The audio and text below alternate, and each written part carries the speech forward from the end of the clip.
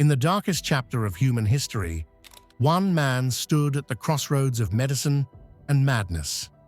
A doctor in a spotless white coat, polite, well-spoken, almost charming, who behind the walls of Auschwitz carried out some of the most horrifying experiments ever recorded. He called it science. The world would call it evil.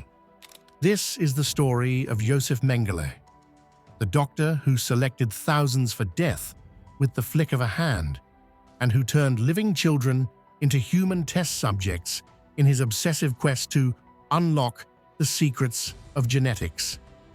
In the coming minutes, you'll hear how he filled entire rooms with twins for study, how he deceived children with sweets before leading them into his lab, and how his research, meant to prove the Nazi vision of racial perfection, became one of the most haunting symbols of cruelty ever known. But you'll also hear how his crimes reshaped the laws of medicine forever, and how survivors of his experiments, against all odds, found the strength to tell the world what really happened inside Auschwitz. This is not a story of gore or spectacle. It's a story of truth, remembrance, and warning, of how one man's ambition revealed what humanity must never become again. Josef Mengele was born in 1911 in the Bavarian town of Günzburg, Germany. He grew up in privilege, the eldest son of a prosperous factory owner. He was intelligent, charming, and ambitious. Those who knew him as a young man could never have imagined what he would become. Mengele studied philosophy and medicine, and his interests soon turned to genetics. In the 1930s, Nazi ideology was spreading through universities, merging science with the politics of racial purity. To many academics, biology was no longer just a study of life. It became a justification for controlling it. Mengele embraced these ideas completely. In 1937, he joined the Institute for Hereditary Biology and Racial Hygiene, working under Professor Ottmar von Verschuer, a leading voice in Nazi eugenics.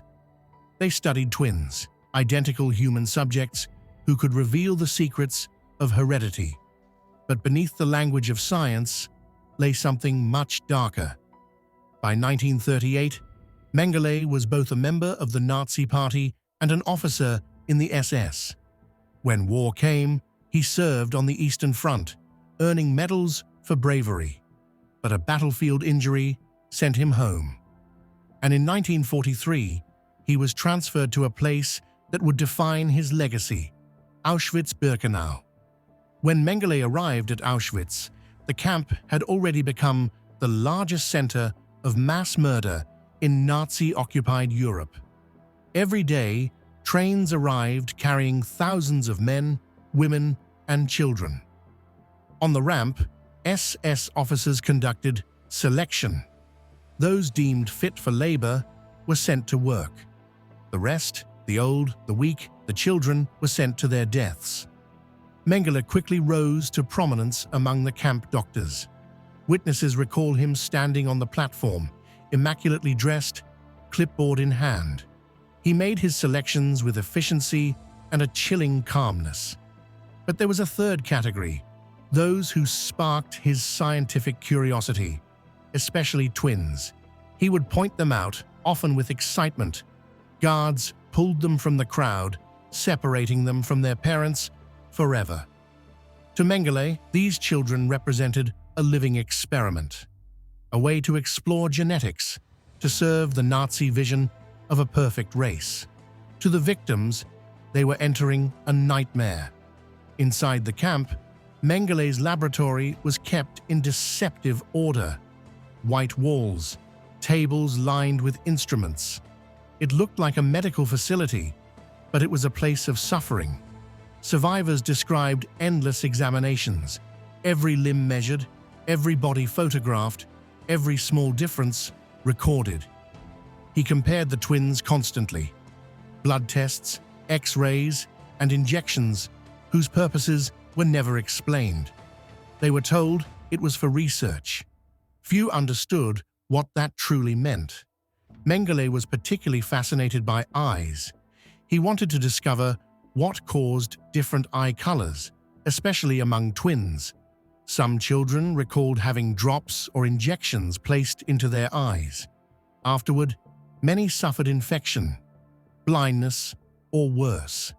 Others were subjected to procedures meant to study the limits of the human body, illnesses deliberately introduced, transfusions made between siblings, or operations that left permanent damage.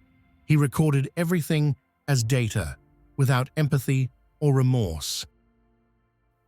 If you want more true and educational stories from World War II, make sure to like this video and subscribe. It helps more people understand these lessons from history and why they must never be forgotten. By 1944, Mengele's experiments had expanded. He studied not only twins, but also people with physical differences, pregnant women, and members of the Roma and Jewish communities.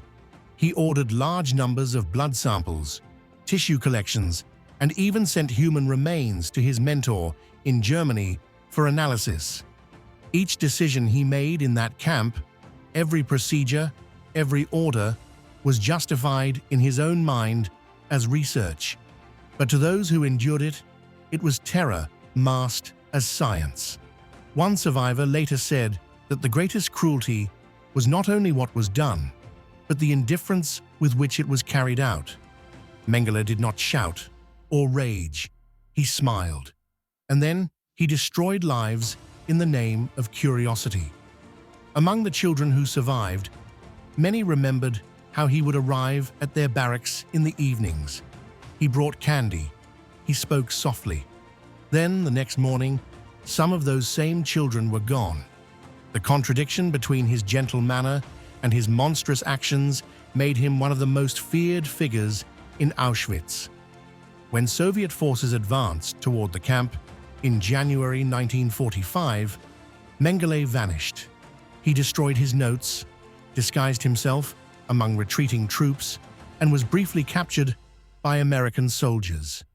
But without an identifying SS tattoo, he was released. The Angel of Death had escaped justice. In 1949, he fled Europe entirely, using false papers to reach Argentina. There, he lived among other Nazi fugitives, working as a mechanic and businessman. When Nazi hunters drew near, he disappeared again. First to Paraguay, then Brazil. He changed his name, moved frequently, and remained hidden for decades. In 1979, while swimming off the Brazilian coast, Josef Mengele suffered a stroke and drowned. He was buried under a false name. Forensic testing years later confirmed his identity. He had died a free man. The world never stopped searching for answers about what happened at Auschwitz.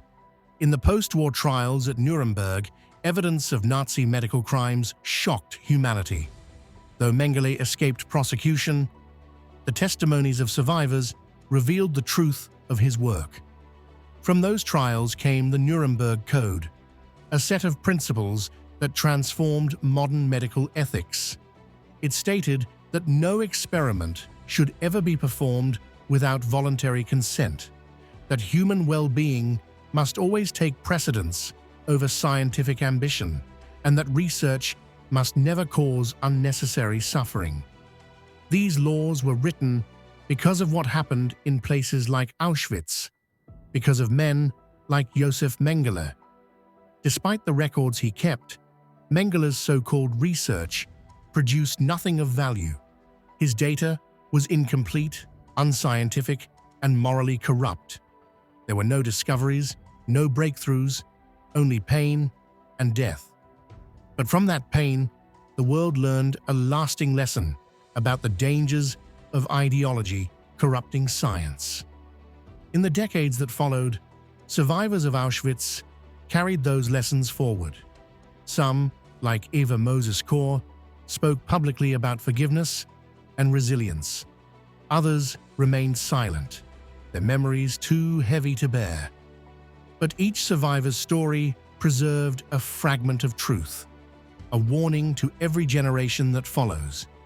Today, the ruins of Auschwitz stand as a memorial. Visitors walk through the same gates, past the same railway tracks where Mengele once stood. They see the suitcases, the shoes, the photographs, silent witnesses to what was lost. There is no need for dramatization there. The silence speaks louder than words. It says, "This was done by human hands, and it must never happen again." Josef Mengele believed he was pursuing knowledge, but what he truly sought was control. Over life, over death, over nature itself. He called it science. History calls it evil. His legacy is not of discovery, but of warning. That brilliance without compassion becomes destruction, and that even the most educated mind can become monstrous when it forgets its humanity. Mengele's victims were not numbers. They were children with names, with families, with dreams. Their suffering cannot be undone, but their memory endures in the testimony of survivors, in the ethical codes of medicine, and in the vow of remembrance that echoes through every generation. Because to remember is to resist, and as long as we remember them, the darkness he brought into the world will never prevail again.